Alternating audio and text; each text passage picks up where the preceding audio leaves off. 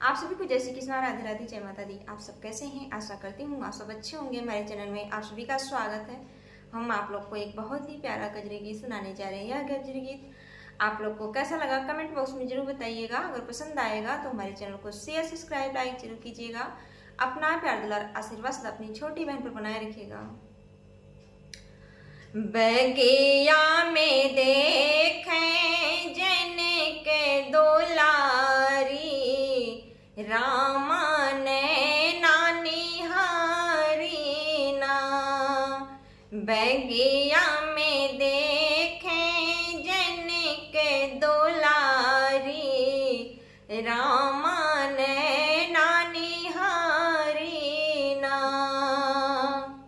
देवी पूजन संग सीता के सखियां, देवी पूजन संग सीता के सखियां, फूलवा तोड़न आए राम लखन बगिया, फूलवा तोड़न आए राम लखन बगिया, पूजन के करे तैयारी ना।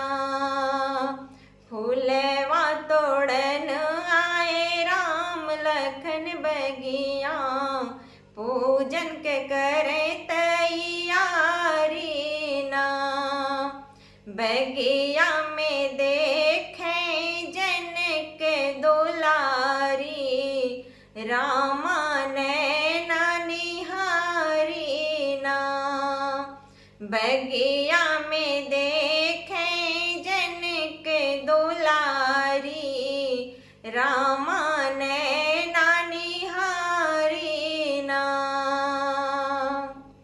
गौरा पूजन सीता मंदिर में गईली, गौरा पूजन सीता मंदिर में गईली, सुंदर कुंवर देखी मन में बसवली, सुंदर कुंवर देखी मन में बसवली, सूरत लागे अति प्यारी ना।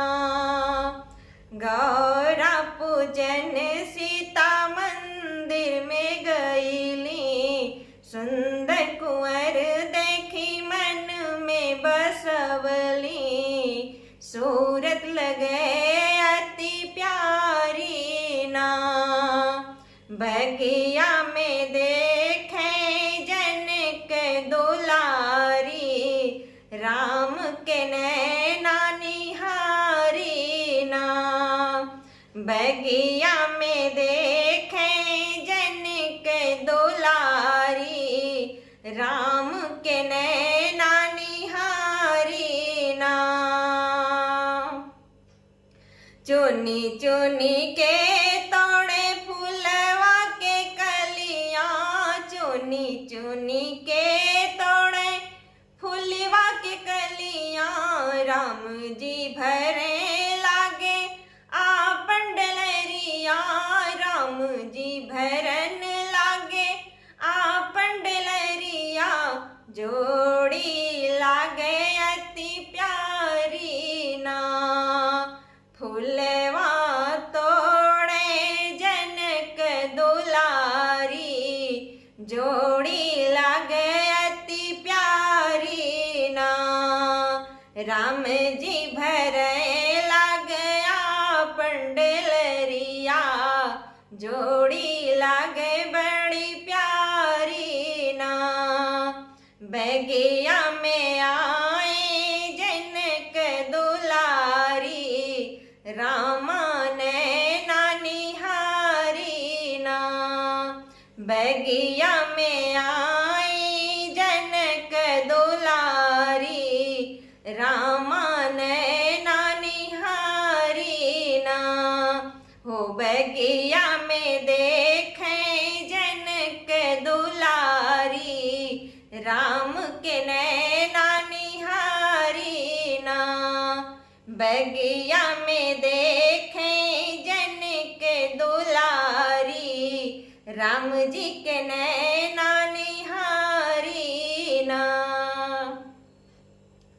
यह गीत आप लोग को कैसा लगा कमेंट बॉक्स में जरूर बताइएगा। फिर मिलेंगे अगले वीडियो में अगले गीत के साथ। तब तक के लिए जय श्री कृष्णा, राधे राधे, जय माता दी।